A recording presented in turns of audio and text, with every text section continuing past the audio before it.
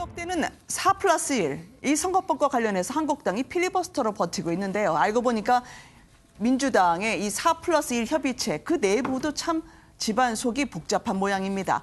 심상정 정의당 대표, 이 민주당의 막판 뒤통수를 맞았다고 이야기를 했었죠. 군소정당들의 비판까지 함께 들어보시도록 하겠습니다.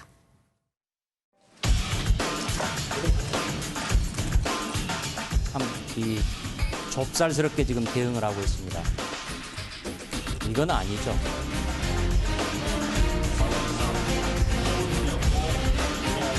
아, 12척의 배로 133척의 외선을 격파한 명량해전의 충공도 생각을 했습니다.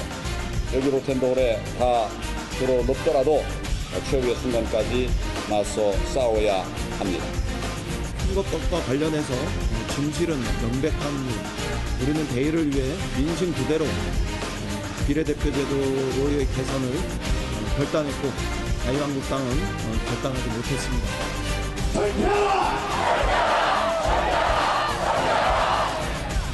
우리를 갖고 가라! 입법 비례파 포기하라!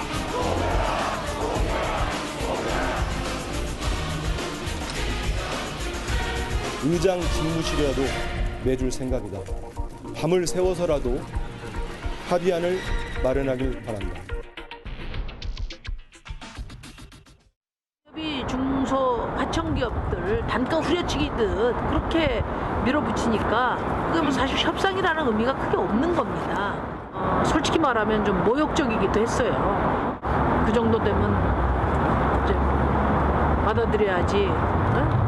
뭘 반대를 하고 그래? 이런 투거든요. 좀 막판에 뒤통수 맞는 것 같기도 하고. 더불어민주당은 연동형에 있어 후퇴를 거듭하고 있으며 거짓과 거짓으로 이른바 4+1 공조체제를 무너뜨리고 있는 중입니다.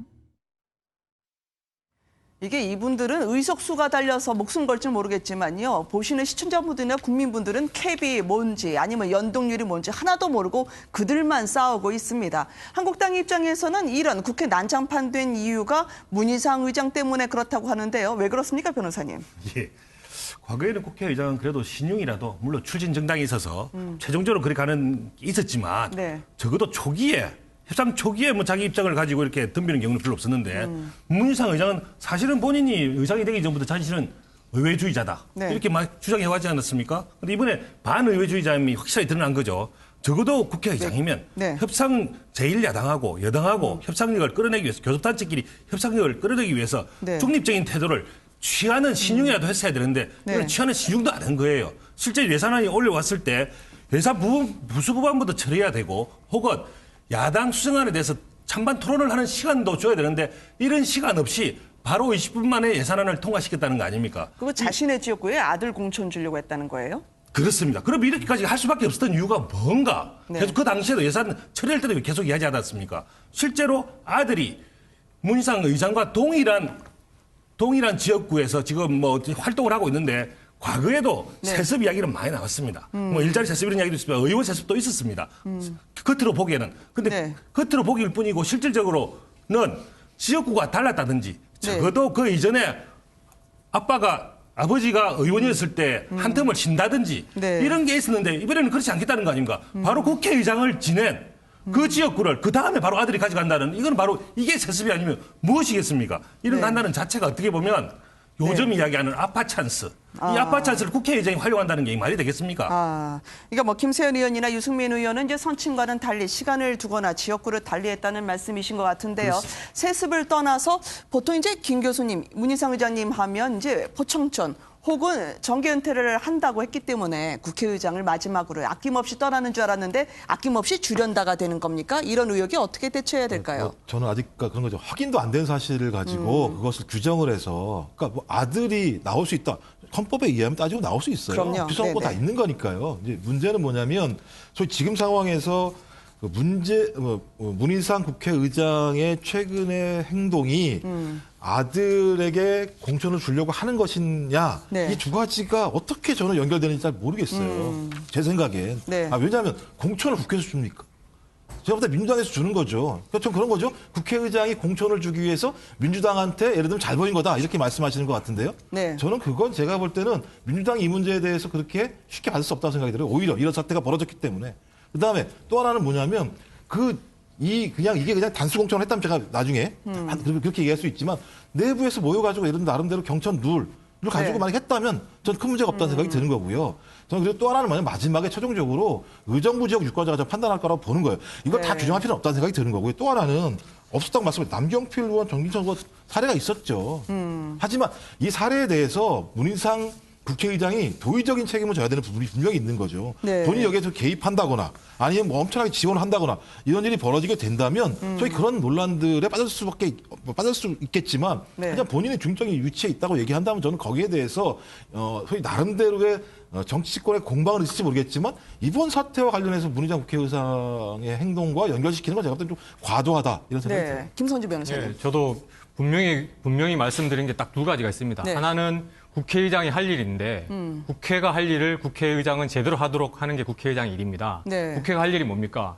예산안을 제때 통과시켜서 다음에 살림에 지장이 없도록 하는 것. 네. 그게 바로 헌법이 정한 국회의 역할이고 예산안 심의권을 국회에 준 이유입니다. 네. 그 일을 제대로 하는 것이 필요한데 이미 법정 시한을 넘겼어요. 예산안 네. 처리. 그렇다면 국회가 제대로 할 일을 제대로 못하고 있는 상황에서 국회의장이 할 일은 예산안을 신속하게 통과시키고 다음 해 살림을 준비할 수 있도록 정부에게 적절한 시간을 주도록 하는 것입니다. 네. 그것이 바로 국민을 위한 정치의 일환인 것이죠. 어느 정파를 두둔하기 위해서 그런 행동을 했다고 생각하시는 것 같은데 그게 아닙니다. 국민을 위한 국회의장으로서의 역할을 제대로 한 것이다. 네. 이것은 정말 분명하게 말씀드릴 수 있을 것 같습니다. 네. 또 하나 분명하게 또 말씀드리고 싶은 것은 지금 아들에게 지역구를 물려주기 위해서 이런 행동을 했다고 하는데 거기에 대한 분명한 제가 생각하고 있는 것은 아들이 지역구를 물려받는다는 것 네. 자체는 사실은 저는 적절치 않다고 생각합니다. 아드님이 그 지역구를 바로 물려받는다는 것인데 네. 그렇다면은 그 지역구에 문희상 국회의장 포스트 그 이후를 노리고 정치를 준비하고 네. 출마를 준비하고 있는 분들이 분명히 계실 겁니다.